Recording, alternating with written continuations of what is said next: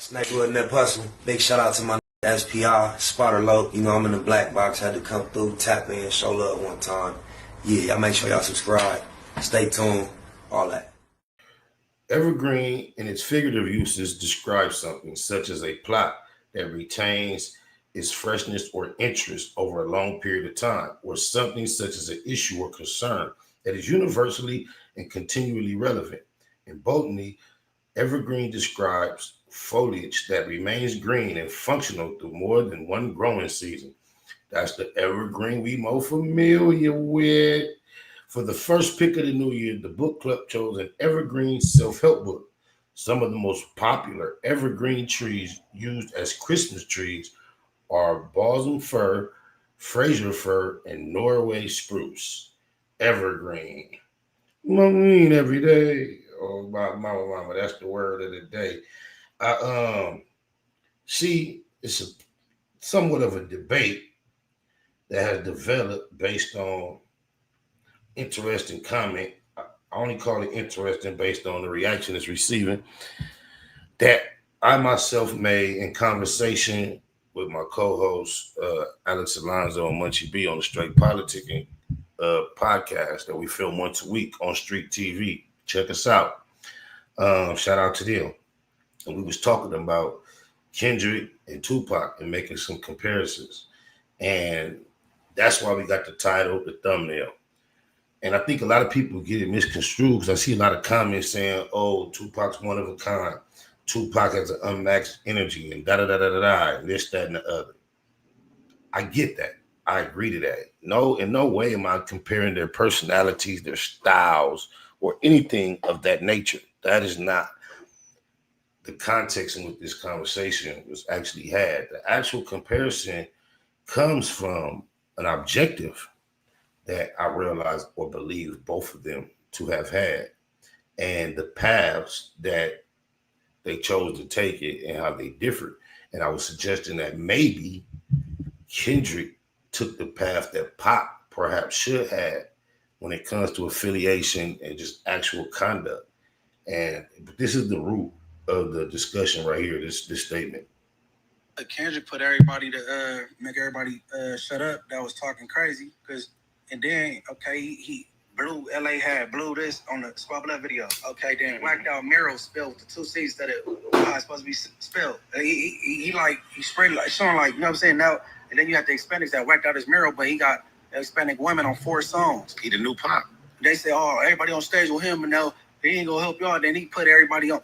Like, shut up. This is what Pac was trying to do and was supposed to do. Kendrick is more affiliated than Pac is, but he doesn't personally profess to choose one side or the other. He's inclusive of both sides, and he is the essence of the culture, bro. He's tapped into the heartbeat.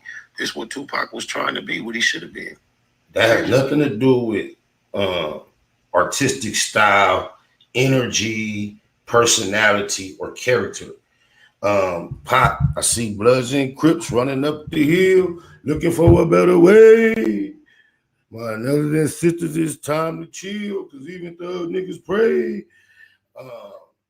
He also, I don't care if you cuz of blood, as long as you got love for thugs. He went from a heavy Keyway affiliation with the Ivy Cities, Big Sight, the whole, some 40s too, from my understanding, with the whole Thug Life career. And then he ended up on the Damu side, heavily affiliated and associated, which is fine as an artist, because we've seen people like Snoop, Corrupt, Daz be able to affiliate with that label without becoming a part of their gang per se. So it's not that he got affiliated with them, but the same way Kendrick was affiliated with Nipsey. I knew K-Dot years before he blew up. His affiliations growing up here in our streets caused it to be where he is just naturally more affiliated than someone that came here later in life. He knows, he is a part of, he experienced, he grew up here, so he's affiliated. And I think because even though, shout out to Wacko and the West Sides, Hit a J, all of them, they claim Kendrick. We realize Kendrick has been very careful not to overtly claim an affiliation. And I think that was very wise in him. I think it was intentional on his path to superstardom that he saw a vision of before anybody else. So, but there was also a vision of Top Dogs of the way his career would be handled. I remember when Top first acquired J-Rock as an artist, he told me, I got a new artist hot. I'm going to bring him in gangster, take him out pop. And he tried to do that with J-Rock, but J-Rock lifestyle didn't quite allow him to go up pop so young.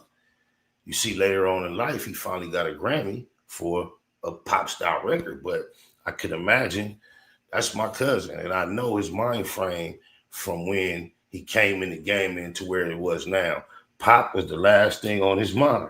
He probably had to witness the pop success that Kendrick realized, okay, this is what it was all about. Shout out to the camp over there.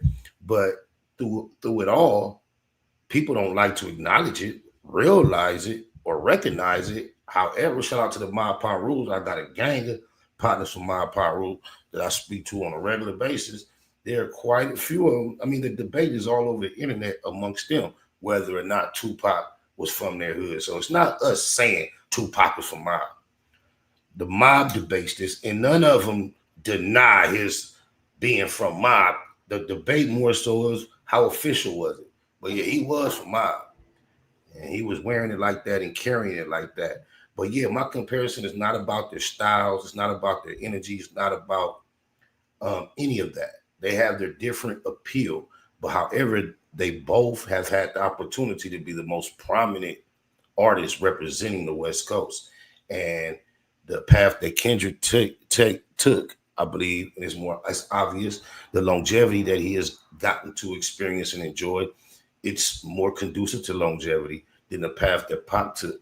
And I think Pop had the same ability to have the keyways, moves. He the one that made it where the Mexicans feel included. It won't be LA without Mexicans.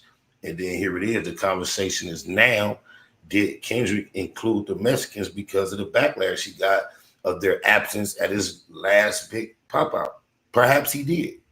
And that will also put his objective in a sense of Pop being inclusive. Maybe he didn't insert that thought earlier on, but he's made it a part of his whole repertoire now by being inclusive.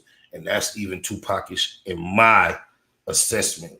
But in no way am I suggesting that Kendrick is out here aggressive like Pop, even influential as to having a lot of males wanting to mimic his actual style. I'm not even suggesting that. That's obviously not what's going on.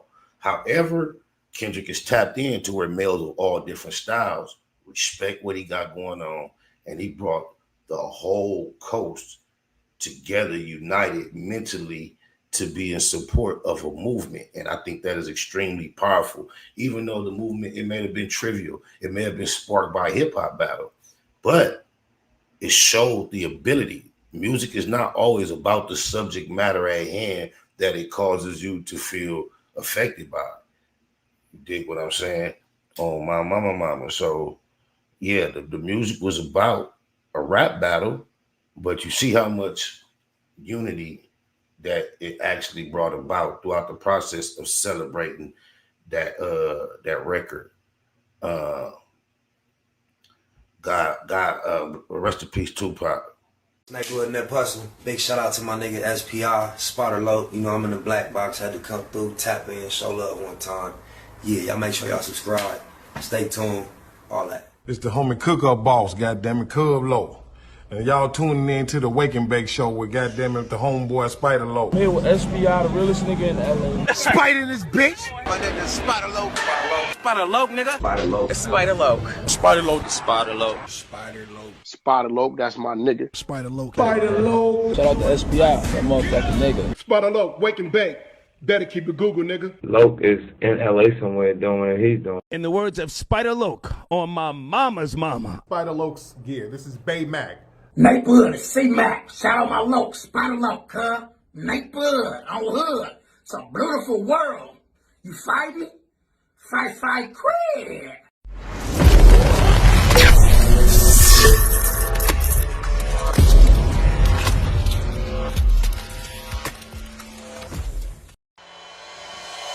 Point blank, through no subliminal dissing. When I listen, I can tell you never been on no mission. Sticking to the script, don't care if I offend you. Neighborhood crib, the marathon I overlook my competition, never seeing them. I done train my mind that I'm going.